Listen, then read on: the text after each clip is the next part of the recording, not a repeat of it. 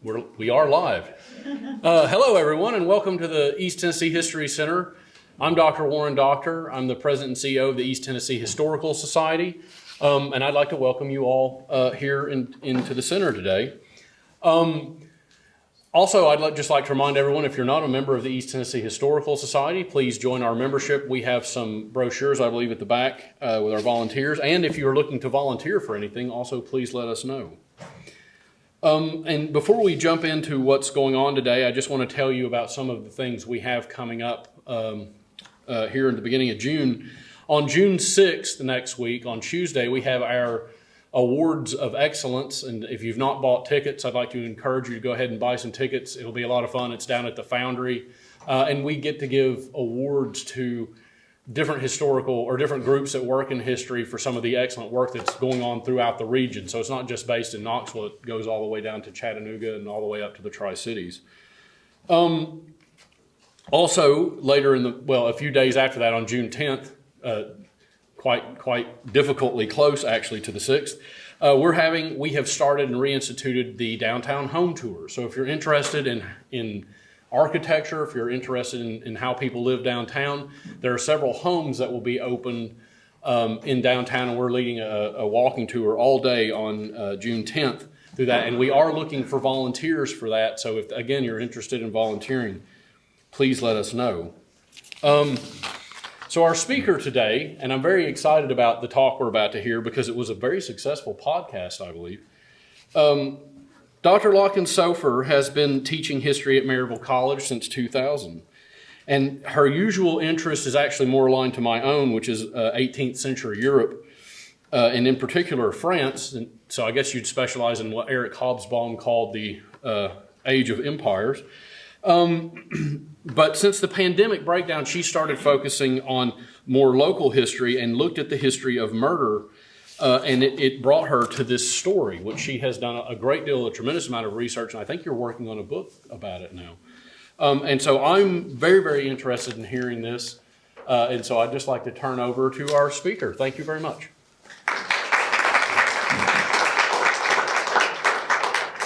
Thank you for that lovely introduction. Sorry. And I'm very happy to be here. I have in the past brought students to study here. I've done research here, so I'm familiar with the organization and the place. So let me get started in why is a French historian studying a Knoxville serial killer?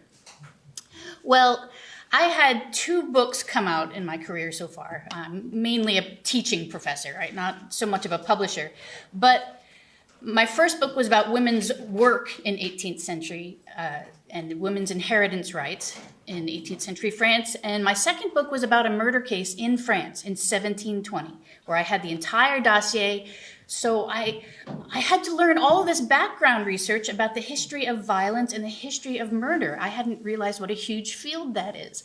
And so I was doing so much work on murder, just in general, that my students were interested in a history of murder class. And Maryville College is a small enough place that I can just whip together a class if there's enough interest. And so I started to teach the history of murder, and I knew I was trying to look for something local, because a lot of my students are local. So I was looking online for references to cases in the area, and I found a reference to a murder in 1926 in Maryville. And it was only the first snippet of the story that was visible on the webpage. And it was only enough to say that the police insisted that this adult woman, divorced, was at her mother's house when somebody broke in and attacked them. And the police immediately said, well, it must be your ex. And she's like, no, it wasn't. It really wasn't. And this makes a lot of sense, right? Law enforcement, they're going to go with what they usually encounter, the usual scenario. And so they were insisting, no, it had to be your ex. And it turned out not to be her ex. But I needed the rest of the story. And here is where a lack of advancement in technology helped me out a lot. Because the only way to look at the Maryville Times from 1926 is to go to the public library and get on the microfilm reader and reel through it, issue by issue. And what I found when I started looking at the newspaper is it's happened again. It's happening again. I can't believe it's happening here. So I had to back it up. I had to figure out what was going on. And so I've been working on this for 2.5 years now. And I have most of a book written. And I've even switched from French history conferences to crime writers conferences, and that's been a lot of fun. I also do want to just quickly say that I will be making reference to violence and sexual assault as I go through some of these crimes. Okay, the most famous murder in the series, it's usually considered part of the series, is the murder of Bertie Lindsay, August 30th, 1919. You may have heard of this case because it was a precursor to the race riots of 1919, when the white mob heard that a black man had been arrested, suspected of killing and attempting to assault a white woman. They picked up Maurice Mays. They said, he's got to be our guy. And then they had to take him to Chattanooga right away because they knew what happens in this case if the mob gets their hands on the suspect. And so they whisked him to Chattanooga. And in the meantime, so this is Maurice Mays. He was a successful businessman. He was briefly a deputy sheriff, and he was a politician. One of the reasons we suspect that the patrolman White, who identified him, had an ongoing conflict with Mr. Mays, basically because white and black women liked him. And that was a point of contention for the patrolman, and so the night he found out that a woman had been attacked, he said, I know who did it, and went straight to his house, and they arrested him. Very little evidence. There is a widespread belief that Maurice Mays was actually the biological child of Mayor John McMillan, but raised by the Mays family. But he was a politician who worked on behalf of John McMillan, and he often campaigned for him. So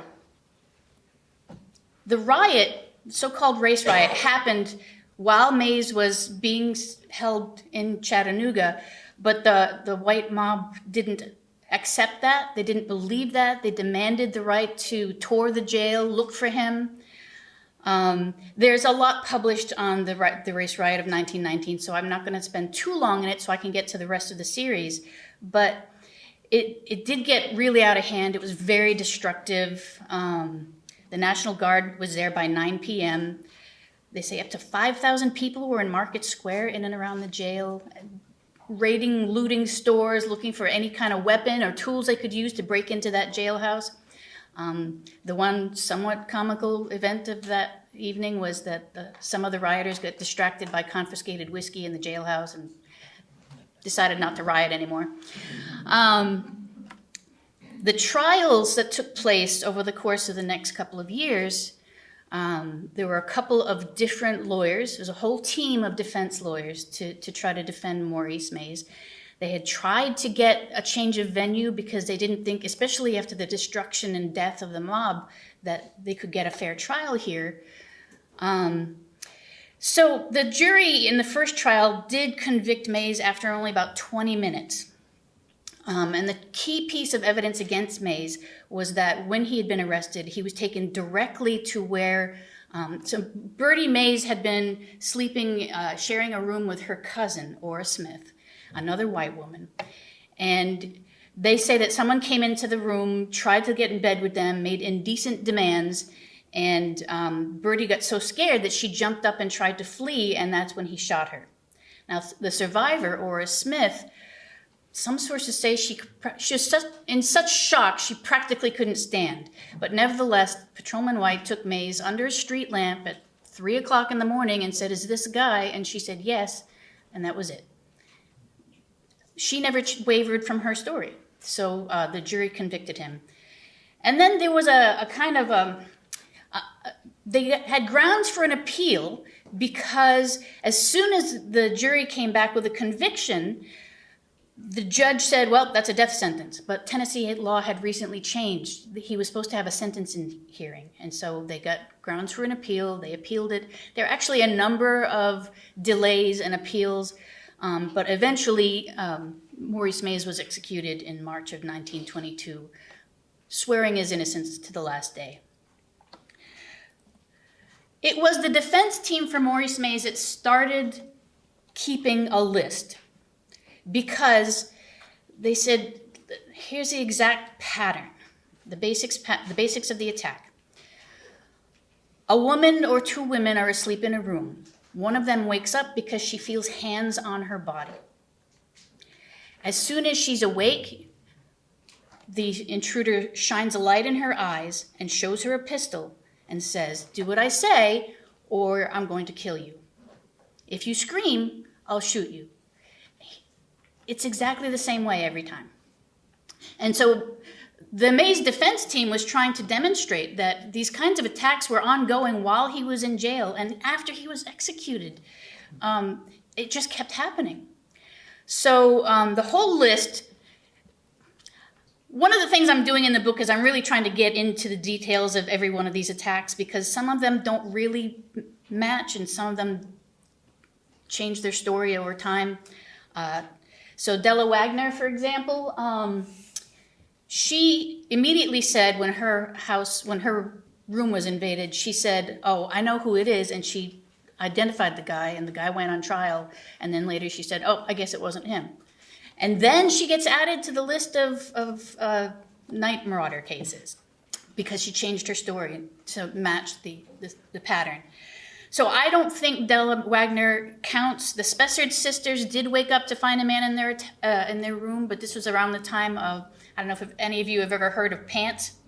He was a famous cat burglar in Knoxville. He was famous because he'd break in, he'd swipe your clothing off the floor, empty the pockets, and leave your pants on the front porch. So the Spessard sisters, they think were about to be robbed, so that is often not part of the pattern either. But most of the ones after that are identical. And in fact, Della Wagner, Ida White, Daisy Ward, and Nettie Pinkham were among the many women who testified at the Mays trial to say, no, this happened to me exactly as it happened to Bertie Lindsay. But in each case, the judge excluded their testimony and the jury never got to hear it. All right, so the attacks keep happening. I'm not going to go through the ins and outs of every attack. All in all, there were 45 home invasions, 8 people shot but survived, 6 people killed, and a number of sexual assaults. So I'm not going to get into the details of every one of them. I do have my blog up still where students and I wrote the accounts of all of these. Mary McGill is kind of a sad one for me because of what happened to her after. So she actually testified at the Maurice Mays trial and described how her sister-in-law Annie was asleep and was confronted by a man doing exactly this thing, running his hands on her legs, waking her up, shining a light in her face. Mary McGill was going to be killed 6 months later. And everyone assumes, oh, well, the Night Marauder came back to finish what he had started. But in fact, it was revealed later that her husband shot her. And he tried to, and it's a little wild to read about because they had a woman who rented a room with them and his own little kids said, no, it's true, Daddy shot Mama. And then ran to his room, took his pants off so it would look like he just jumped out of bed, and he carried her body to the neighbor's house to call the police. But that was revealed. So Mary had been part of this team working for the defense of Maurice Mays to talk about what happened to her and her sister-in-law, and then later her husband just used that as cover for his own murderous intentions. A couple of these victims were very young. Alma Booker was about 13. Joy Thomas was 14.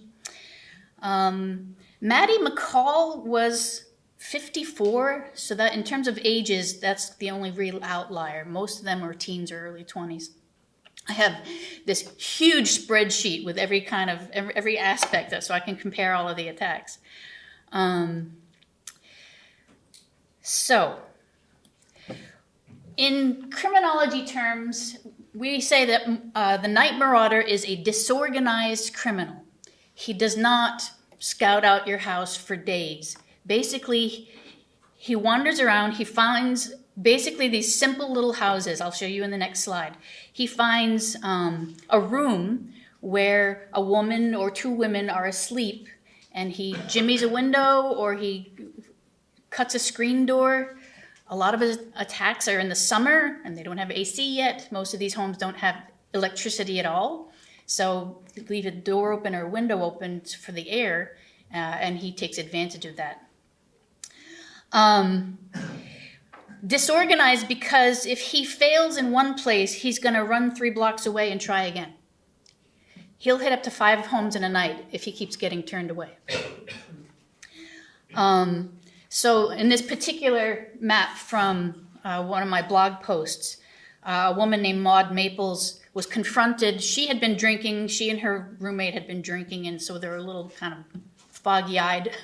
But they said, this guy was in our room, and we told him to get lost, and then our landlord from the next room over shot his weapon into the floor, scaring this man off. Well, a little over an hour later, he attacks a different house just down the street. And in that one, he does happen to...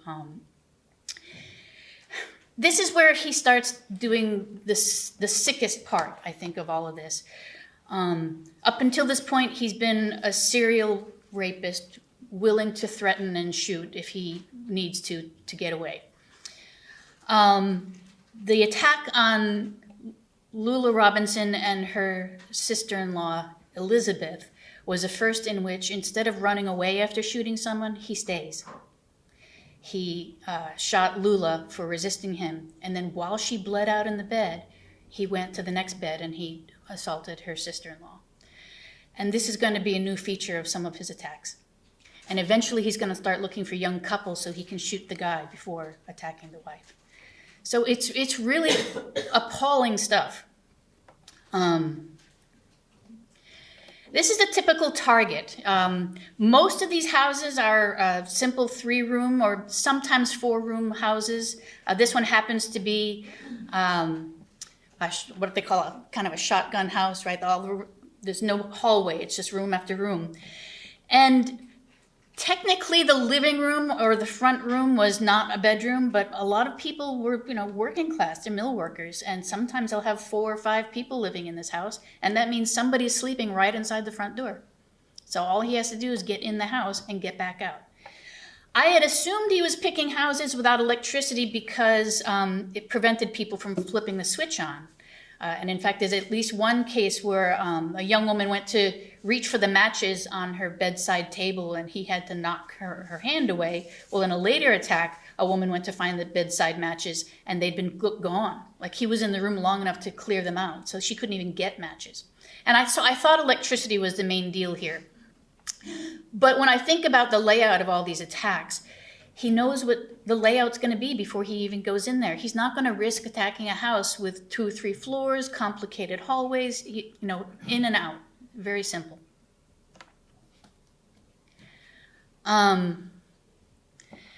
This is one triple event where he went into Ruth Cox's house, but her daddy woke up and he ran. And he got to Annie Key's house and her daddy woke up, so he ran.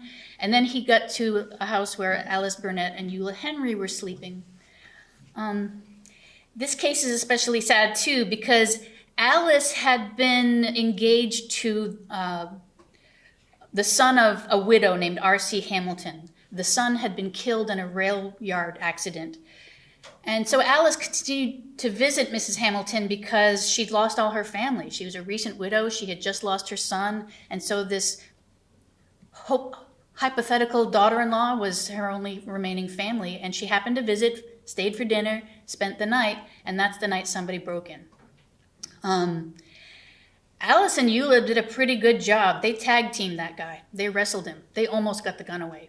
But he managed to whip his arm up just enough to shoot Alice in the side. So she died later, the next day. And Eula Henry would go on to testify in the Mays trial as well.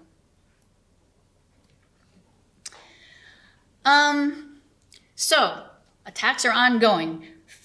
Between January and November, there are 13 home invasions, 4 women assaulted, 2 deaths. Ida Tilson, I've been contacted by a couple of descendants of survivors, and so I've actually talked to a great niece of Ida Tilson.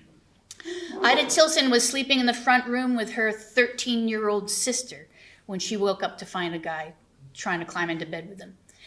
And she fought him off, and she was resisting, and he said, "Fine, then I'll take your sister." And she's like, "No, you're not."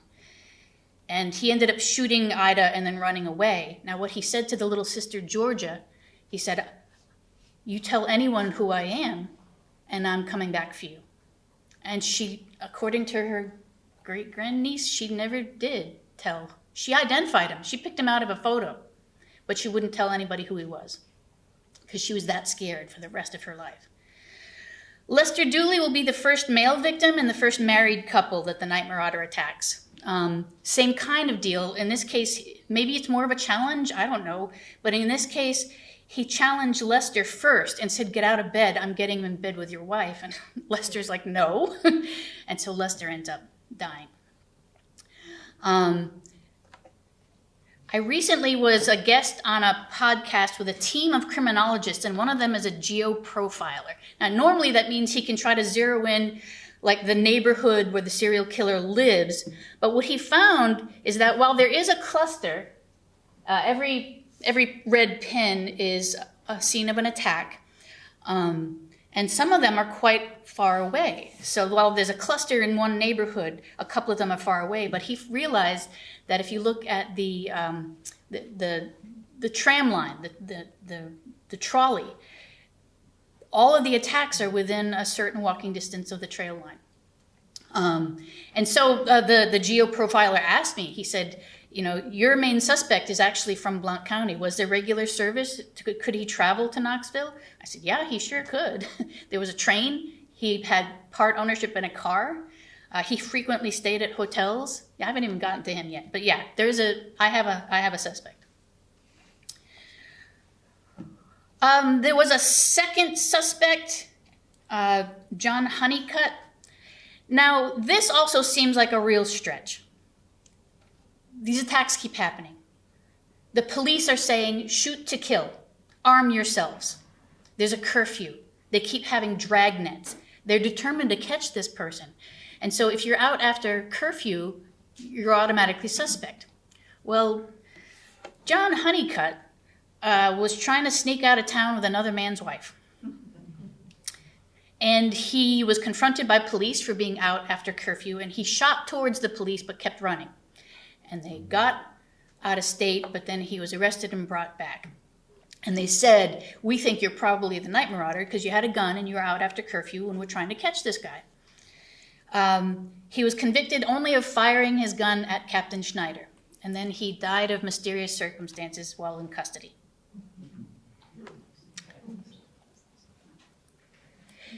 It's really at this point that the crimes start to shift to Blount County. Miss Mary McCampbell, she was the matron at the industrial home. She helped take care of the kids there. She found somebody breaking in, and he hit her in the head with his flashlight and left.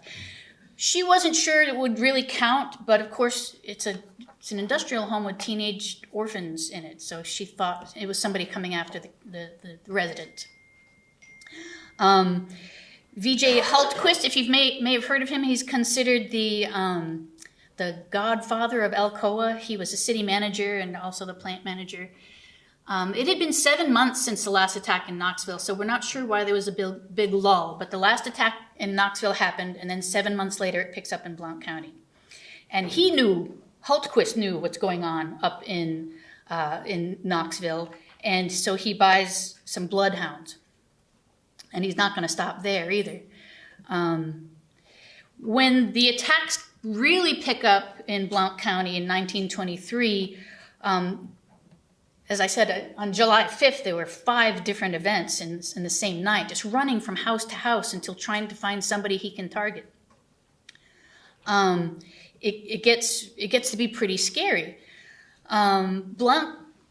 Hultquist is going to actually make use of his connections with the Aluminum Company of America, because In the 1920s, police had very little resources, and a lot of what we can consider forensic science has not been really established yet. So they didn't have a lot to work with. And so they relied on private investigators. Now, there were some famous agencies like the Pinkertons and, strikebreakers, that kind of thing. But most corporations had their own private eyes. And so Hultquist called the Aluminum Company of America in Pittsburgh and said, "Do we have a guy?" They said, "We have a guy." And they sent him down. And he would, the private investigator hired by Hultquist would be working undercover with Sheriff McCampbell in Maryville, Blount County. So, the Emery letter. So, remember I mentioned they have this whole series of events in Blount County in 1923. Sadly enough, I think anyone who's done historical research knows that this can be all too common. The microfilm version of the Maryville Times and the Maryville Enterprise is missing the months, the editions for when the attacks in Blount County would have happened.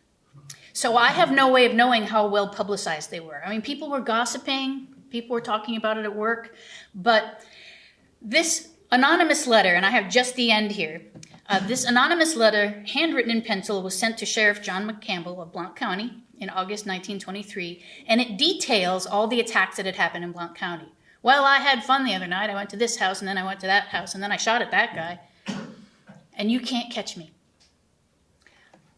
The criminologists always ask you, well, how much did people know about those attacks? I don't know. Unless somebody has a stash of 1923 Maryville Times in your attic. Anyway, this letter, signed J.J. Emery, claimed responsibility for all the attacks, and he taunted the police, and then he listed all of these names. He said, "I killed Dora Davis, Bertie Lindsay," he didn't know Lula's first name, "Robinson, Mildred Young. I attacked Alice Burnett, Lester Dooley, Daisy Ward," he forgot too, Della Wagner. "I'm responsible for all of these attacks." Well, the sheriff is showing everybody he can this letter. I don't know if that's good police work or not, but he's just walking around town showing this anonymous letter to people. And someone looks at it and says, "Oh, Dora Davis, I know who this is. This is Will Sheffey. Will D. Sheffey." All right. Will Sheffey was from Seymour originally. And he had been dating Dora Davis for much of their teen years. And then she broke up with him. He had a bad reputation. Basically, he was kicked out of Carson and Newman for being too intimate with a classmate. So he had a reputation with women, and her parents said, "We don't want you to see this guy anymore." And he was really mad. But he said they made up, they were friends, and he was happy for her. And then she was shot in 1915. And everybody in town said, "I bet Will killed her. He said he was going to do something. He said he was mad." But he was tried in Sevierville and acquitted. And right after that, he joined up World War I. He shipped out, and so he was gone. When he came back, he found that his mom and brother and sisters had settled in Maryville because it was too uncomfortable staying in Seymour, because half the town thought he was a murderer. So they're like, "We have to go someplace new." So they all moved to Maryville. So he was here by August 1919. He was settled here by the time Bertie Lindsay was attacked. If he is the guilty one and Della Wagner is legitimately part of the series, then it can't possibly be him, because he was on a boat coming home from France. All right. So the two biggest attacks. The first in December 10th, 1923, Luther and Ada Wells were attacked. They both worked in the hosiery mill in downtown Maryville. And this is an amazing thing, because Ada is going to go on and be the chief witness against Will Sheffey in the trials. So they're not well off. They're in one of these little tiny houses. They don't even have a lock on the front door. They have a rocking chair they push up against the door when it's closed. So it's easy to get in. So he breaks in, wakes up Ada by putting his hands on her legs. Same thing as with Lester Dooley. He looks at Luther. He says, "Get out of your bed. I'm getting in bed with your wife." And Luther says, "No way." So they fight. He shoots Luther in the head. He's going to live for like 5 more months after this. And while he's lying on the floor, bleeding, the attacker says to Ada, okay, lay down, do what I tell you. Lie still, don't scream. And she screamed. He says, you scream again, I'm going to shoot you. She screamed again, and he shot her. And she screamed again, and he shot her again. And she screamed at him all the way out the front door and collapsed on the front porch. She was going to survive this. She is going to be the chief witness against him. She's going to pick him, Will Sheffey, out of a photo lineup. And she never wavers in her identification either. She knows, she says it's him. I promise you it's him. I know it's him. But he's well connected. He's a white guy with really respectable connections, half of them to Maryville College, I'm not proud to say. But he's very, very ably defended. I'll get to his defense team in a minute. But Ada was very brave. The Poes were another small family. He was a farmer in Alcoa. He and his wife, Laura, same kind of setup. In this case, they've got a baby on the bed in between them. Laura doesn't want to fight. Clyde really tried his best. Clyde, when confronted by the intruders, said, no, you're not going to be with my wife. And he shot Clyde, and it ended up being in his spine. So with a bullet in his spine, he still dragged himself across the floor to get to his shotgun under the bed while his wife was being assaulted. But the intruder just pulled the shotgun out of his hands and knocked him out. So she weathers the assault, and then as soon as the intruder's gone, she helps Clyde into the bed, and she picks up the baby and runs to the neighbor's house.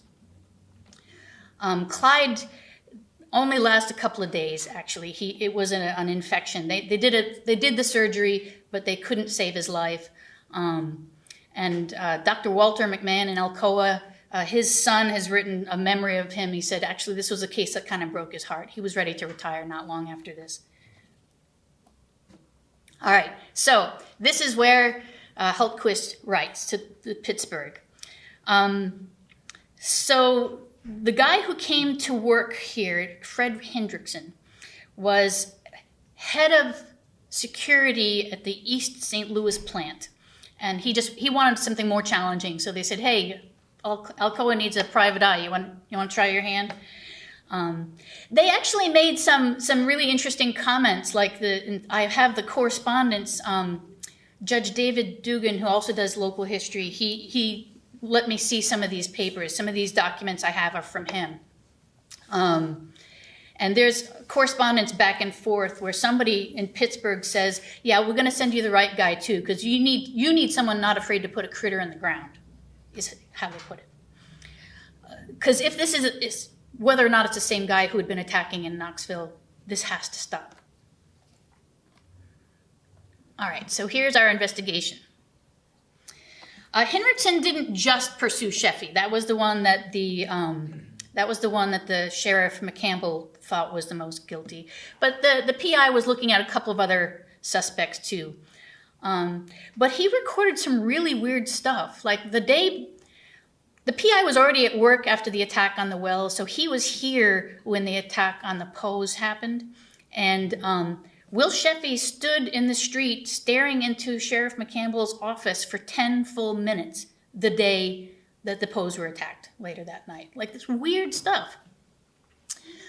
The PI would go back where the Mays defense team had left off, and he would re-interview every single person on that list. So I have his notes as well of every interview. And they got Sheffey indicted on 5 charges: the murder of Clyde Poe, the murder of Luther Wells, the assault of Laura Poe, attempted assault of Ada Wells, and a break-in in the home of Elizabeth Regan. Hers was one of the first homes broken into in Blount County, but nothing came of it. Nobody was hurt. So he was arrested in April of 1925. The first trial, so his defense team was Kramer, Gamble, and Drinnan. And it ended up being a mistrial. So here's our evidence for and against. We have the handwritten anonymous letter that was sent to the sheriff.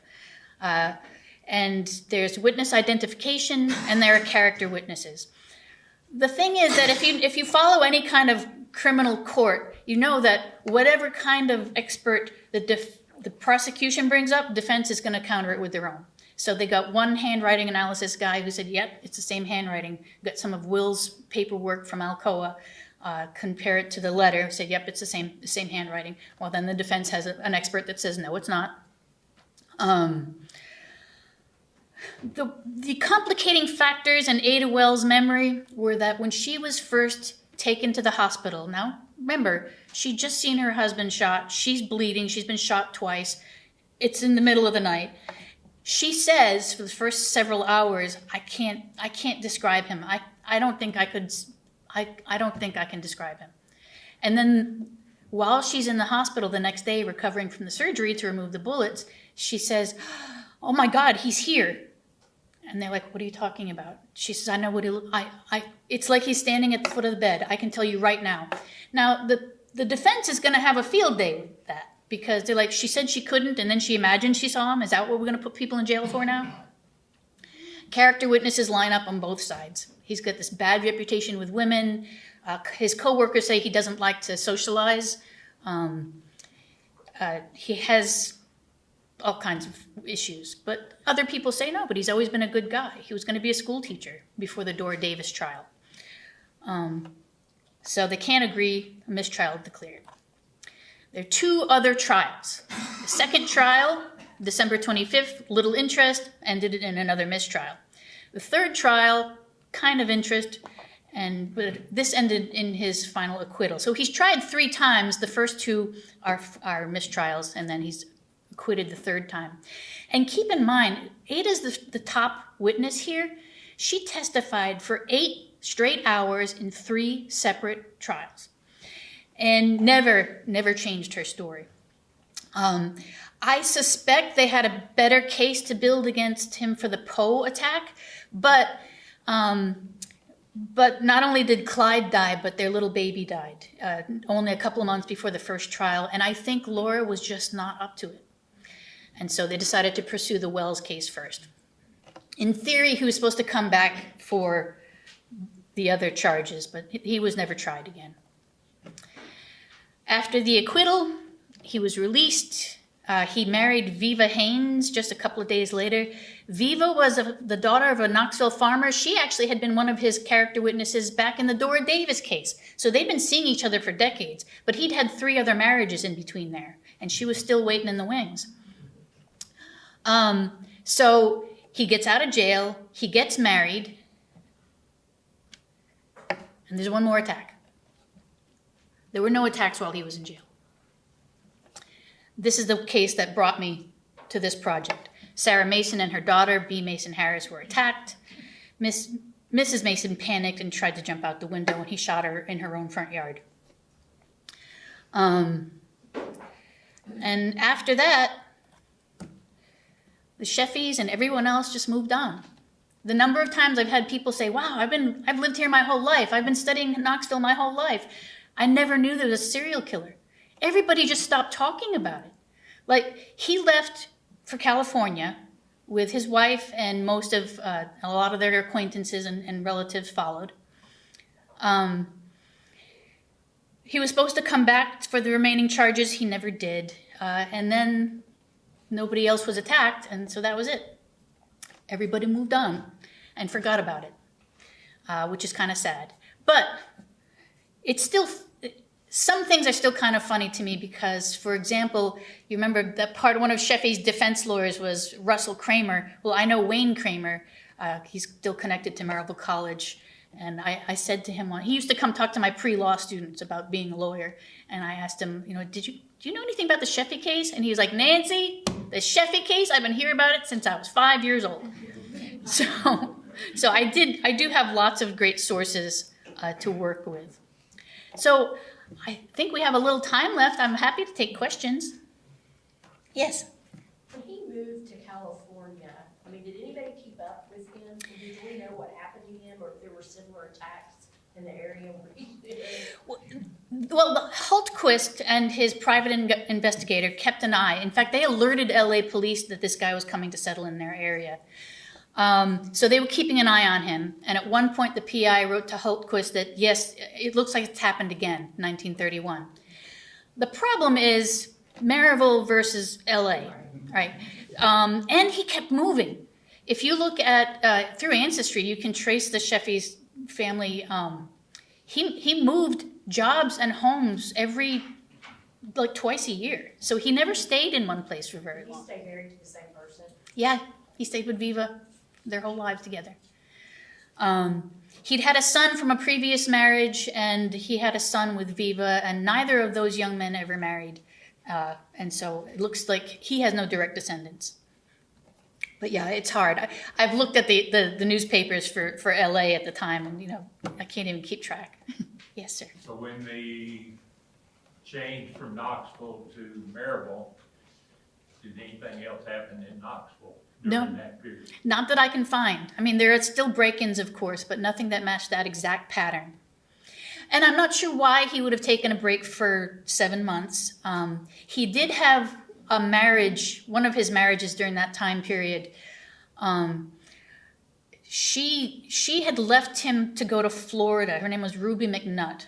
And she had left him to go to Florida just to get away from him. And she refused to come back to testify in the trial of her former husband because she said she was so afraid of him.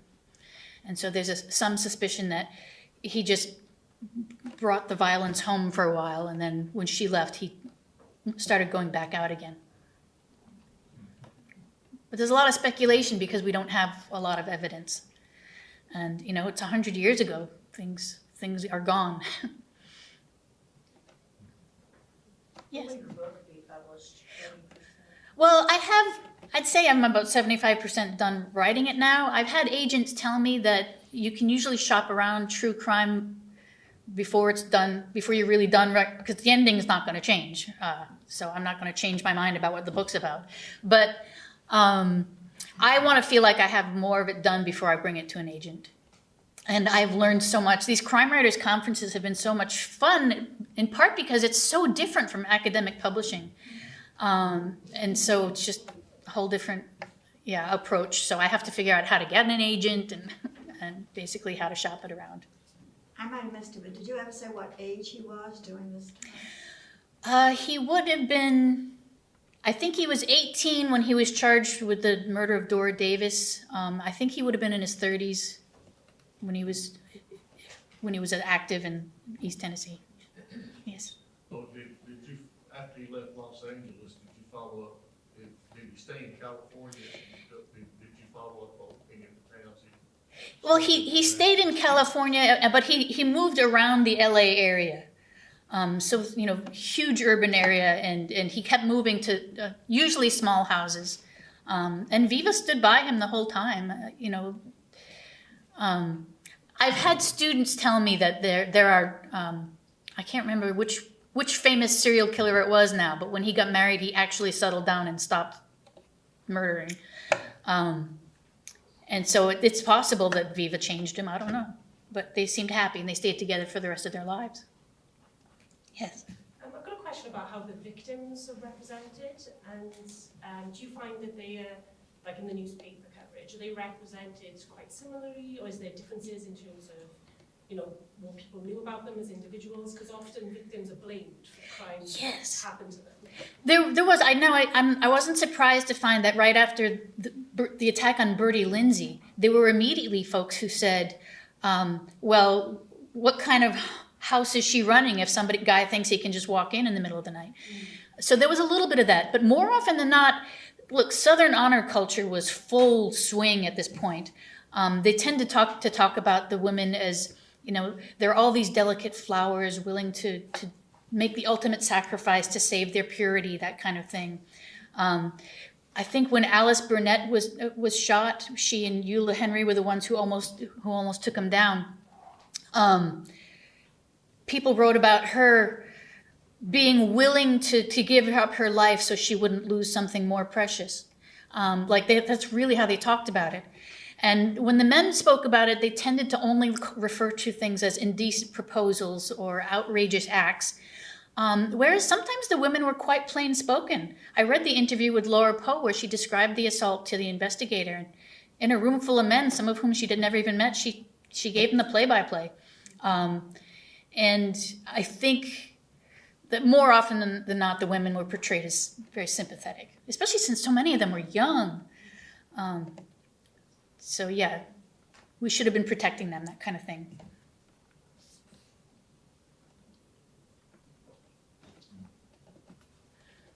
So how many people were killed altogether? I think I need to update my notes. I think there were 8 people killed altogether, and another 6 or 7 that were, I think maybe 8 that were assaulted, and several more that were shot, at least wounded. One of the cases I was working on just yesterday involved a young woman who was sleeping with her baby, and he did shoot her, and she survived. But at first she was scared because she was holding the baby, and she thought that the bullet had gone through the baby and into her, but it didn't. It's just the loud noise frightened the baby. And so she ended up being okay. I mean, besides being shot, but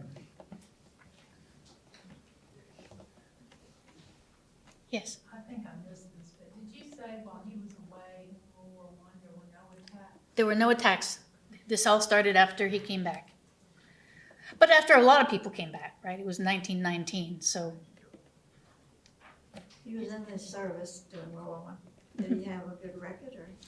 No, he didn't, because he arrived. He was going to work with the sanitation corps. He didn't arrive in France until after the armistice had already been signed. So he basically was there long enough to help pack up and go back. So, yeah, and this happens too. Sometimes the press, there were members of the press who wanted to sugarcoat Will Sheffey, and they talked about his heroism in the war. And even Sheffey was like, I didn't see a day of action. I don't know what you're talking about. At least he was honest with it. Yeah.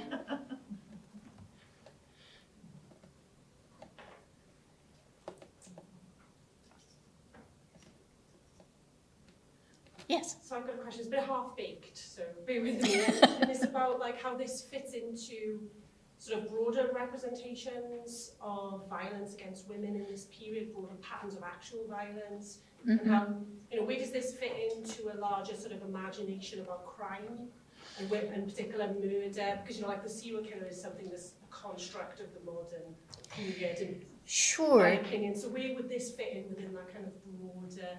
Is it similar? Is it different? Is it specific to that post-war period?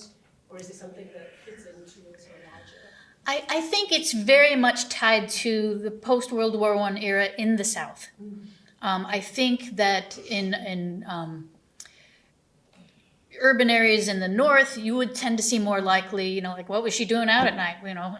What kind of reputation did she have?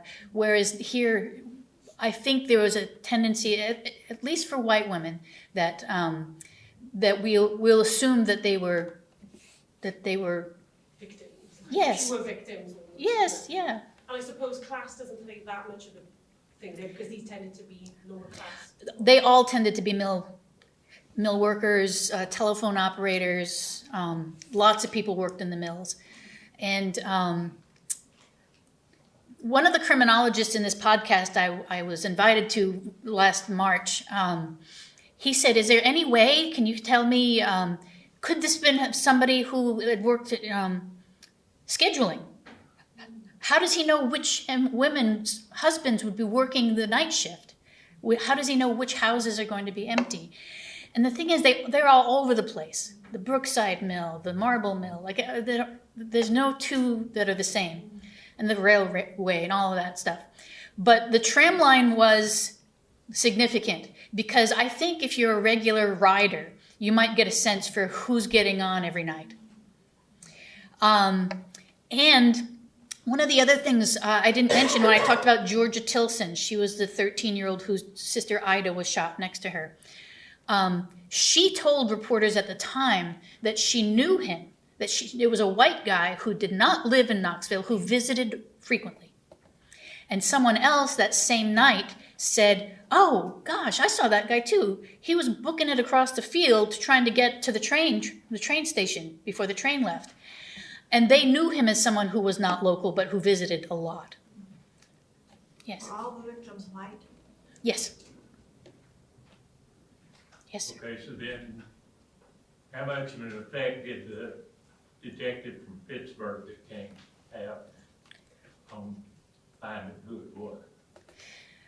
I'm sorry, can you repeat? You said the Pittsburgh Alcoa Company sent a guy from Pittsburgh, right? And how much effect did he actually have in the investigation? I think he had a lot of impact. Now, Alcoa publicly stated that they would never fund a private investigator, but of course they did. I mean, I have the receipts, like literally receipts. He's the one who compiled the list and re-interviewed everyone going back to Della Wagner from before Birdie Lindsay. He conducted surveillance. He had an alias. He was Ed Jones running a paint shop. And he would get in on the gossip. And so he was instrumental in getting Sheriff McCampbell to pursue Will Sheffey. He basically said, yeah, your suspect, that's the guy. I really feel it, that's the guy. Now, this is going to end up hurting the prosecution's case against Will Sheffey because, for whatever reason, the PI, when he came, worked closely with John McCampbell, but McCampbell had just been voted out of office, and his replacement, Walter Pate, had a different suspect in mind. And so the defense team just has to say, well, okay, yeah, you have this PI here working undercover, gathering intel. Why isn't he working with the actual sheriff? Why is he working with the former sheriff? That doesn't make any sense.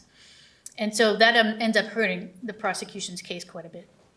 I think I can't say Will Sheffey was the one who was doing it. He was acquitted. There was not enough evidence to convict him.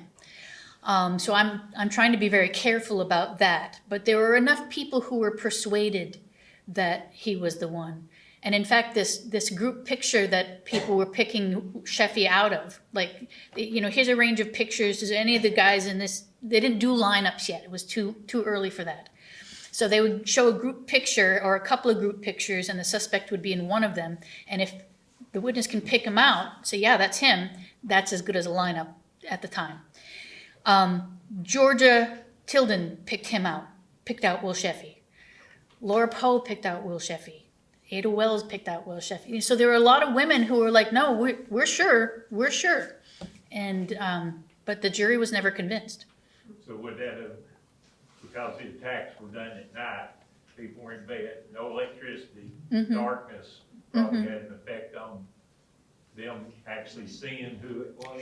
Oh, yeah. Well, and that's one of the reasons why, even going back to the Maurice Mays trial, the survivor, Ora Smith, she testified that he kept a flashlight in her eyes the whole time. She couldn't see him.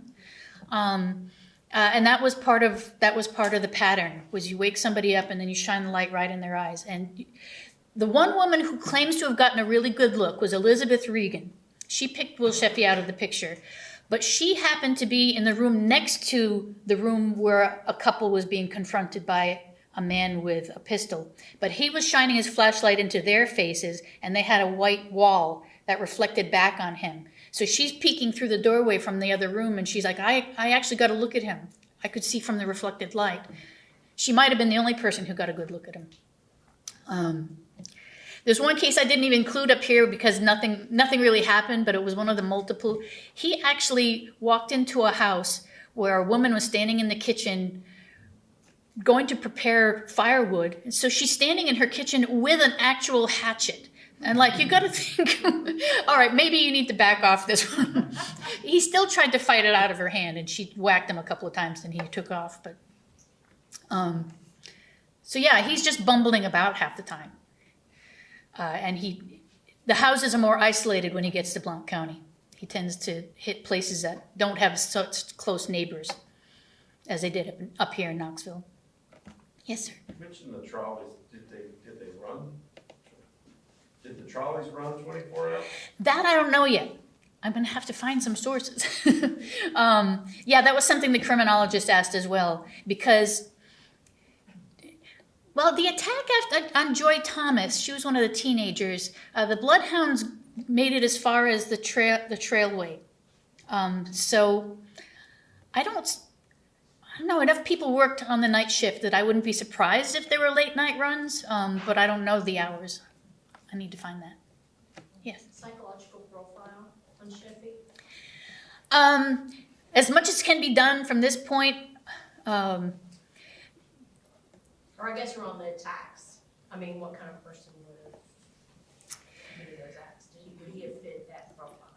let's see. One of the criminologists said there's a particular kind of profile, the kind of, not just disorganized, but the kind of person who like wants to feel macho. Like he's going to find somebody vulnerable and make them do as he says, and hurt them if they don't.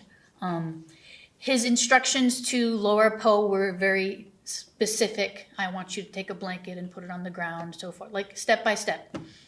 So I don't remember the name of what that kind of profile is, but it makes sense that he's someone who's he like gets an urge, finds somebody he can take advantage of, and then if that doesn't work, goes to the next street over until he finds somebody he can dominate. So yeah, there is a sense there. I've had students who have been trying to work on things like that, but it's hard. We don't have much to go on from that long ago. Yes? I'm having a hard time believing not one of these juries. I mean, back then were jurors all men or mixtures? Yes. Yeah, they're all men. They're all men, and in fact, the first two mistrials are close. Like the juries were like evenly split. So there was like half the jury was convinced he was guilty in 2 trials, and they still couldn't persuade the rest.